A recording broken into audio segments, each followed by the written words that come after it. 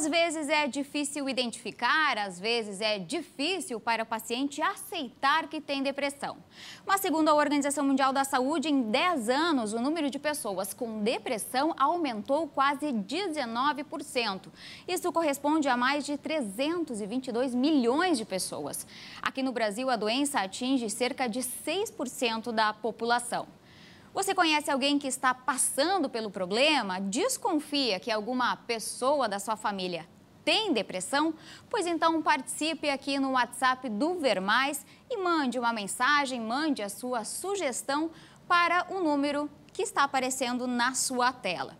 Porque a gente vai poder responder essas suas dúvidas aqui no estúdio, porque recebemos a visita do psiquiatra Tiago Franco. Bem-vindo. Muito obrigado, uma boa tarde. Boa tarde.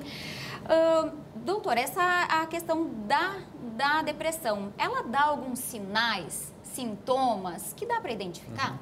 Sim, a depressão tem alguns sinais característicos, né? E alguns sintomas. Os sintomas, assim, os principais são o desânimo, né? O humor deprimido e a falta de prazer em atividades que antes a pessoa costumava ter. Mas isso, porque assim, existem dias tristes, digamos, que a pessoa está um pouquinho mais reservada, uma coisa. Mas é um prazo maior, é uma recorrência desse estado? Sim, tem essa confusão quando se fala em depressão, né?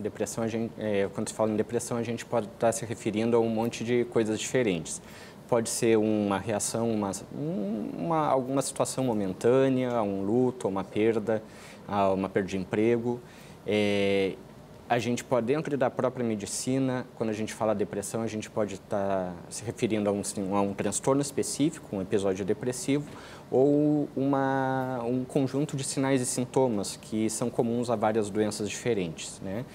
Acredito, hoje o foco seria a depressão como um episódio depressivo, né?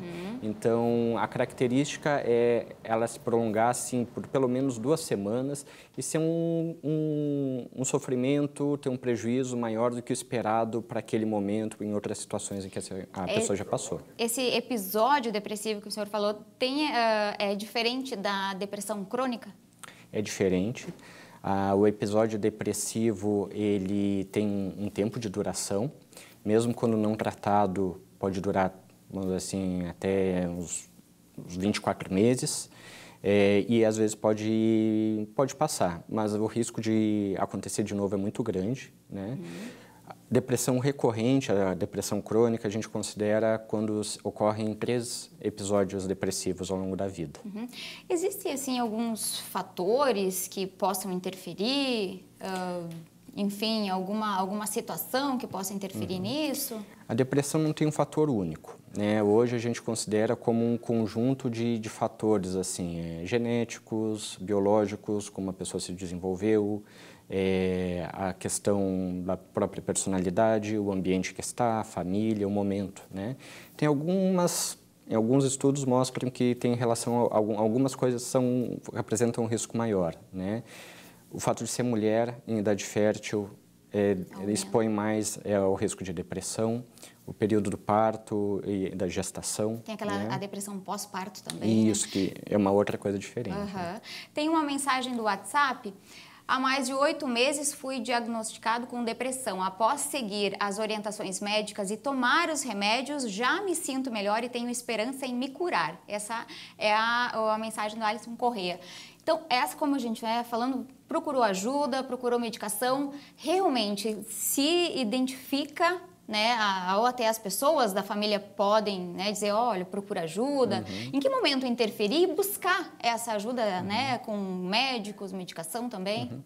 Quando a pessoa notar que está tendo um sofrimento maior, um prejuízo nas relações familiares, no trabalho, eu acho que vale a pena procurar ajuda, né? E se algum familiar perceber, pode orientar a pessoa, sugerir, convidar a consultar para ver se realmente é uma depressão, é alguma outra coisa e diferenciar. Né?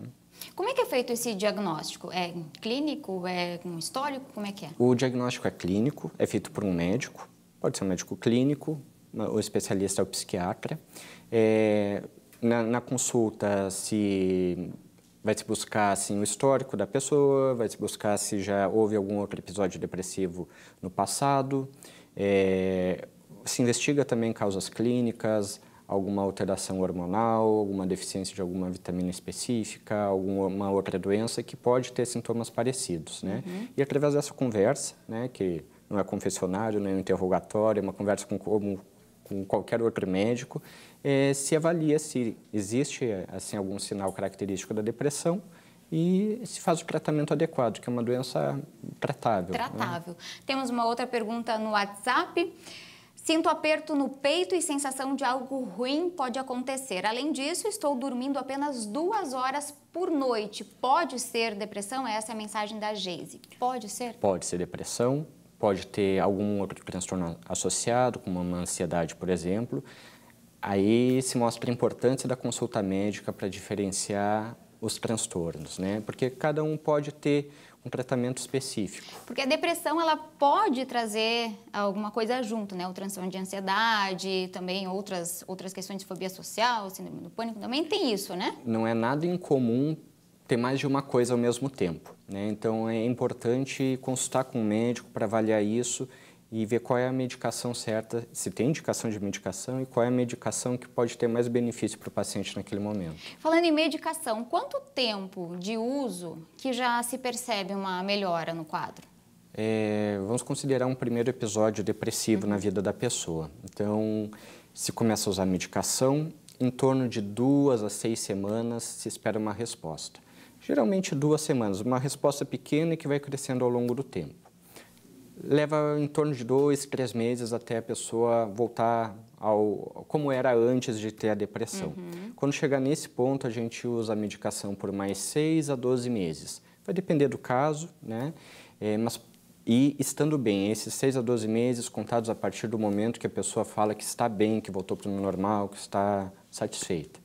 A partir desse momento, se começa a contar os 12 meses, porque o risco de recaída é grande se interromper antes. Sim. Então, esse é um grande risco de interromper o tratamento. O retorno dos sintomas, toda a demora em responder. Temos mais uma pergunta do WhatsApp. Minha filha tem o comportamento de não conviver com pessoas em sua volta e aparenta tristeza. Seria um caso de depressão? A Cleusa Dias Giacometti pergunta. Seria necessário avaliar outras características, Pode né? ser um sinal de alerta? Pode ser um sinal de alerta. Imagino que seja uma criança, um adolescente, né?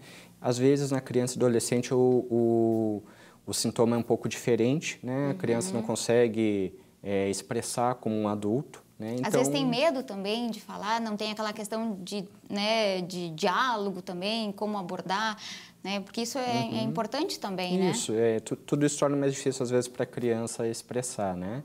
E a gente nota pelo comportamento, prejuízo no desempenho escolar, não ter menos energia para brincar, estar mais isolado dos amiguinhos. Então, esses podem ser sinais. Claro que o diagnóstico vai ser feito durante uma consulta, com a investigação. Sempre importante procurar um fundamental. médico, né? Aqui em Joinville, existe algum local, por exemplo, que tenha esse tratamento, que as pessoas possam procurar, que é público? Como é que é essa questão?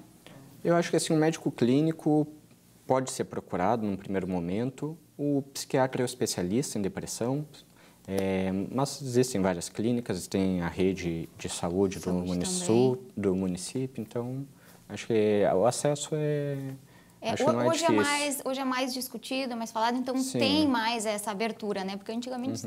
Um caso mais complicado, talvez daí ou com algum outro fator que o clínico acha necessário referenciar para um psiquiatra, daí ele faz isso também, né?